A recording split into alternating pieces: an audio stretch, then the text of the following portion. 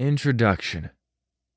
I once had a very memorable lunch conversation with a good friend who had asked to meet to discuss a question he had about the Bible. The reason I won't forget it is because he surprised me. Surprised me not in terms of what he said, but more in terms of what he had not said after years of friendship. That being after years of being friends, after years of allowing me to be his pastor, and after years of assuming he had a deep understanding of basic Christian doctrine, he surprised me with a statement.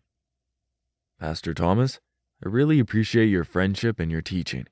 I very much love Jesus Christ and I want to believe in the Bible. But honestly, I just can't reconcile believing in the Bible because I also very much believe in dinosaurs. What am I supposed to do? For most Christians, we all have at least some type of similar questions raised by problems between what we have learned from science and what we know of the Bible. Dinosaurs, the Big Bang, evolution, aliens, miracles, the list is almost endless. And for most, we assume at the onset that we must choose one or the other, science or religion, the Bible or science. But rarely are we adequately informed with a means to incorporate and appreciate both fields of truth. Yes, I use that language intentionally. It is both fields of truth. Yes, Christians and scientists alike ought to be able to embrace both, but it is hard.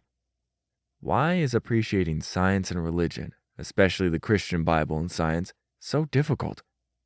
Bottom line, it simply is not the normal way most of us have been taught. For most, the story is a familiar one. You learn about God and the Bible in church. Science? Well, you learn about that in school and the university. But learning about religion and science in the same breath? Good luck. You can talk about one or the other, but certainly not both. If you do, you usually are asking for a fight. It ought to be said up front, I am not really talking about science and religion in this book. There are a myriad of resources much better than this one that identify the foundational pieces of both science and religion in general, and how a person might begin to appreciate and integrate both fields. If you want a personal recommendation, I would encourage you to read Alistair McGrath's book, Science and Religion, A New Introduction. The purpose of my writing is intentionally more basic than that, and for a reason.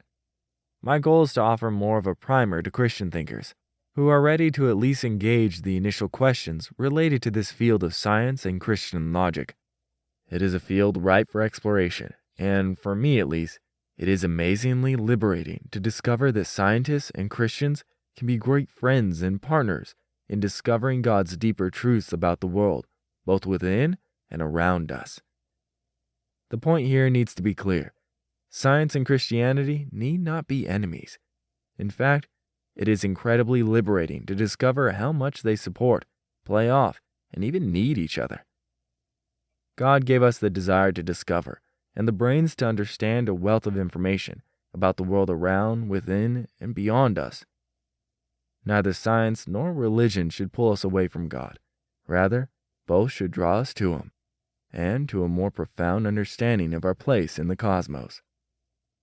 Even the Bible is clear that the world, the heavens, the earth, the stars, the mountains, and the valleys, all of it should lead us to a deeper understanding and appreciation of both the creation and God. Romans 1:20. Science is a gift from God. So is the Bible and Christianity. It is my firm belief that Christians need to learn to appreciate both. We can, but often it requires a bit more than simple common sense. Often, appreciating both requires a nudge in the right direction. Hopefully, this book will do that very thing for you. To keep listening to this audiobook, I've left you a link in the description so you can do it at no cost thanks to Audible's 30-day free trial.